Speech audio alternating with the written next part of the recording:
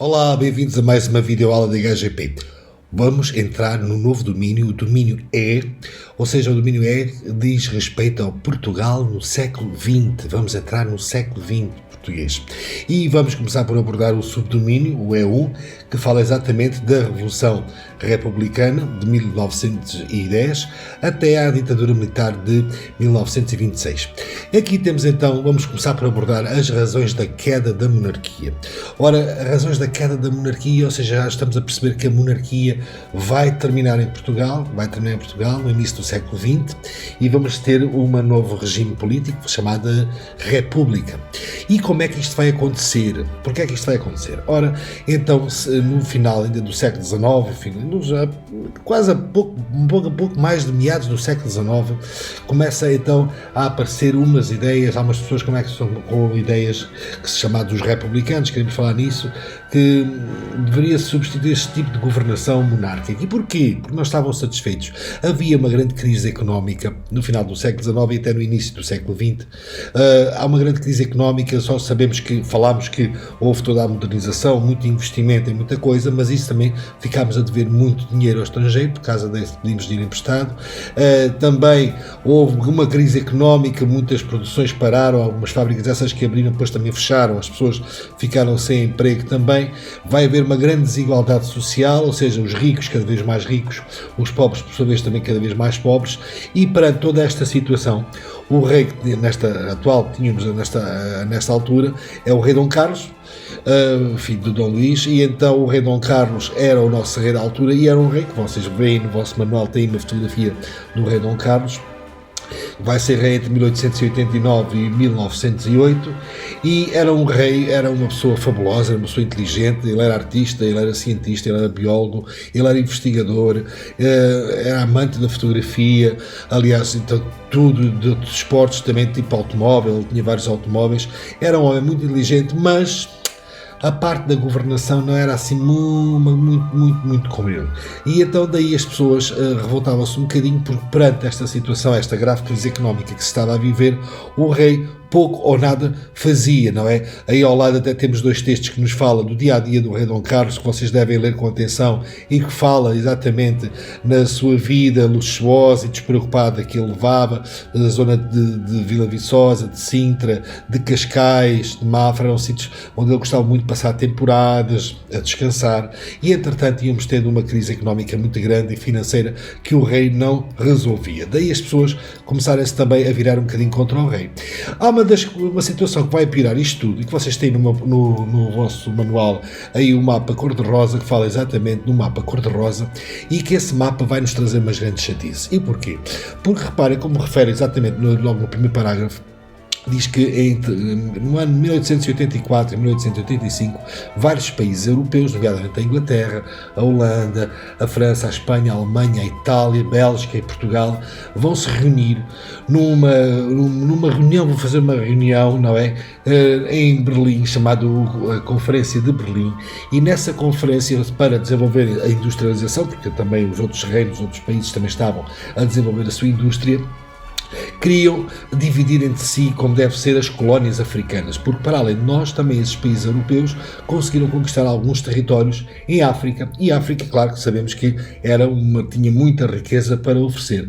Daí eles quererem fazer as fronteiras, delimitar mesmo, ficar acordado entre todos os países, essas limitações de fronteiras. O que é que vai acontecer? Perante essa Conferência de Berlim, o rei Dom Carlos envia um mapa que vamos aí mudar a página ao lado para percebermos melhor o que era esse mapa.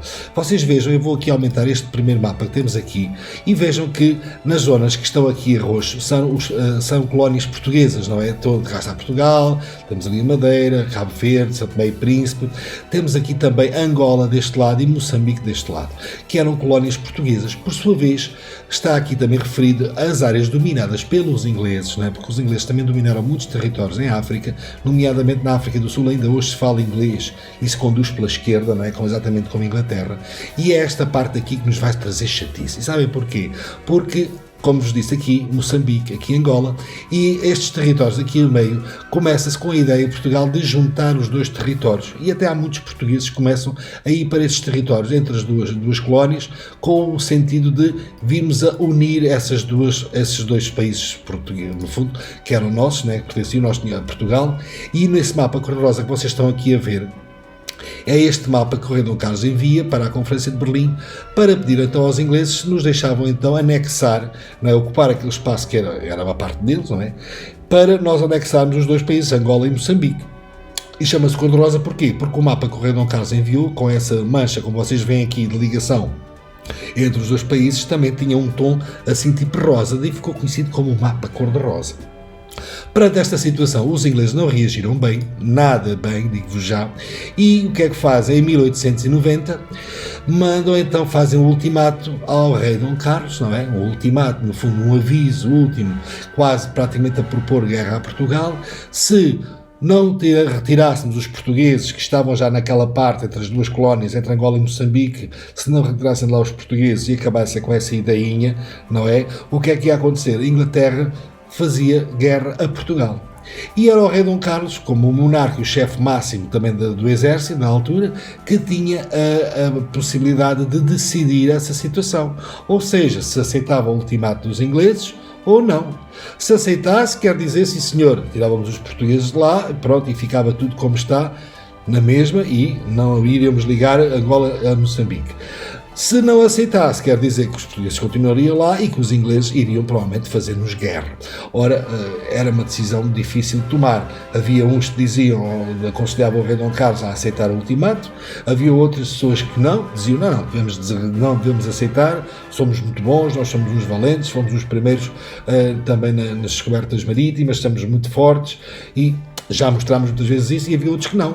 Não diziam à majestade, à sua majestade, nós não estamos capazes de fazer entrar numa guerra, é muito dispendiosa, Portugal está numa situação económica muito difícil. E então o rei estava dividido entre essas duas opiniões. O que é que vai acabar por fazer? Ele vai acabar por decidir, e a decisão dele vai ser no sentido de aceitar o ultimato inglês. Ou seja, mandou retirar então todos os portugueses que já estavam naquela zona que era inglesa, não é? A meio entre Angola e Moçambique, e que aceitou, sim senhor, para não haver guerra. Ora, claro, o que é que vai acontecer?